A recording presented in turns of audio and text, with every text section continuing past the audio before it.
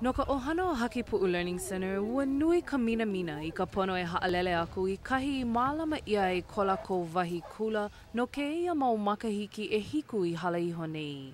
For a lot of the students and a lot of the kumu too, it's a home. Ua kipaku ka luna ʻāina o ia hoʻi ko ka moku ʻāina o I hana mālama o Lakino I ko Hakipuʻu I keia makahiki ma muli o ka hale makua e hoʻolālā ia nei ma ia wahi hoʻokahi no. This is a case of two worthwhile causes that are competing for the same resource. I don't like the feeling that we're pitting kupuna against children. Ua lilo keia poʻaia piliaʻo e mālama ia ana ma ka Bishop Building ma kahi o ke kula nui kaiaulu o koʻolau poko he mea ia ma o loa aku o ke kula wale no kāna mo haumana a kumu pū.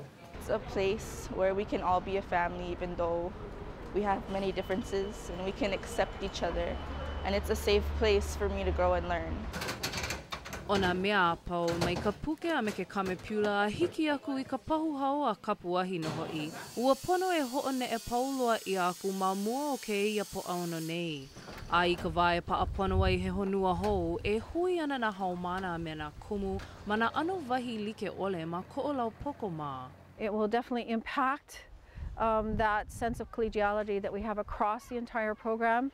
But we also have an amazing staff and family and student body that are looking to how do we make it work in a really strong fashion, regardless. One of our parents yesterday said, school isn't a building, school is students and teachers learning together. E kukala I aku no ka nuhou no ka ohana ma Hakipuʻu I loko o keia mau pule e hiki mai ana.